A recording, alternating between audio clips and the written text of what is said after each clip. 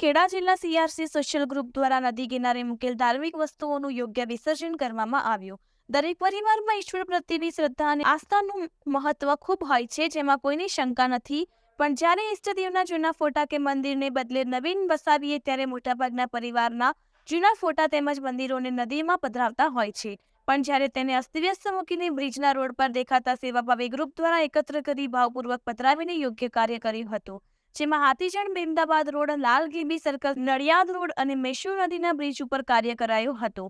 આ કાર્યમાં સીઆરસી ગ્રુપના સેવાભાવી કેતન પટેલ, દીપક સુથાર, રશ્મિભાઈ પ્રજાપતિ, અમિત દેસાઈ, હાર્દિકભાઈ તેમજ કૈલેશભાઈએ સરાહનીય કાર્ય કર્યું હતું। તો અમિતભાઈ છે, અમિતભાઈ ક્યાંથી છો તમે? હા, હું ખેડાથી સીઆરસી ખેડામાં સીઆરસી છે ને અમિતભાઈ શું કહેશો? અમિતભાઈ, બહુ સારું લાગ્યું, આ પુણ્યનું કામ કરવાનું આનંદ આવ્યો, કામ કરવામાં આનંદ આવ્યો ને? તો અમારા હંમેશા સેવાભાવી એવા દીપકભાઈ સુથાર, શું કહેશો દીપકભાઈ? બસ આભાર માનીશું કેતનભાઈનો કે એમને આનાથી 15 દિવસ 20 દિવસ પહેલાં એક વિડીયો બનાવ્યો હતો અને જાગૃતિ ફેલાવવાનો આ એક વિડીયો જોઈ અને મિત્રોએ નક્કી કર્યું કે આપણે સંદેશો આપતા પહેલાં આપણે જાતે જ આ બધું સાફ કરીએ અને એક મેસેજ પાસ કરીએ કે હવે કોઈ મૂકે નહીં। એટલે અમે બધા મિત્રો ભેગા થઈને લગભગ 150, 200, 250 જેટલા ફોટા વધારે હશે। હા, વધારે હશે, કારણ કે દરેકે 100 ફોટા લીધા છે, એટલે 500 થી 600, 700 ફોટા અમે નદીમાં પધરાયા અને ફ્રેમિંગ પણ દૂર કર્યું છે આપણે। એમાં અમારા એક કાચ પણ વાગ્યો છે અને એ પણ એક સેવાનું કામ કરતાં કરતાં ઘાયલ થયા છે, પણ એમને આનંદ છે, એમને દુઃખ નથી કે મને વાગ્યું હોય એવું। અને શું મેસેજ આપશો હિન્દુ કોમ્યુનિટીને? બસ મેસેજ એ જ કે આપણે આપણા જે દેવ દેવતાઓ કે કોઈ પણ પૂજાનો સામાન હોય આપણે જાતે જઈને પધરાઈશું, ક્યાંય કિનારા ઉપર મૂકીશું નહીં, ક્યાંય રોડ ઉપર નહીં મૂકીએ, જાતે જ એનું વિસર્જન કરીશું। ઓકે, આભાર। તો અમારી સાથે કૈલેશભાઈ પણ હતા, કઠલાલના સીઆરસી છે, બાઇક લઈને આવ્યા હતા।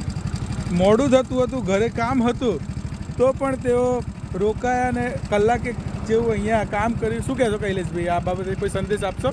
હા, આ જે અમારા ગ્રુપના બધા સીઆરસી હતા, હું એમની સાથે સંકળાયેલો હતો અને એ પણ ગાડી લઈને અહીંયા ઊભા રહ્યા હતા સાફ સફાઈ માટે। એટલે મને પણ અંદરથી એવું થયું કે લોકો અહીંયા નદીના બ્રિજ ઉપર ફોટાને બધું મૂકી અને ભગવાનનું અપમાનજનક થઈ રહ્યું હોય એવું સાબિત થઈ રહ્યું છે। એટલે મને પણ એવું થયું કે હું પણ એમની સાથે જોડાઈ અને આ સાફ સફાઈ કરાવું અને લોકોને પણ હું એવો સંદેશ આપવા માગું છું કે તમે તમારા ઘરે કોઈ પણ ભગવાનની અંદર તમે શ્રદ્ધા રાખી અને કામ કરો છો, પરંતુ એમને અશ્લીલ કોઈ પણ જગ્યાએ ફેંકી દેશો નહીં।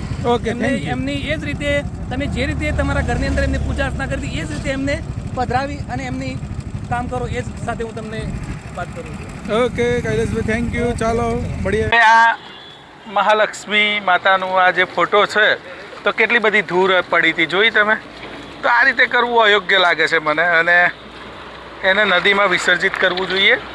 અને મનુષ્યના 16 સંસ્કારો છે, પણ દેવોના 15 સંસ્કારો છે, એમાં અગ્નિ સંસ્કાર આવતો નથી, એટલે આ ફોટાને સળગાવી ના શકાય એવું બ્રાહ્મણ દ્વારા મને જાણવા મળ્યું હતું।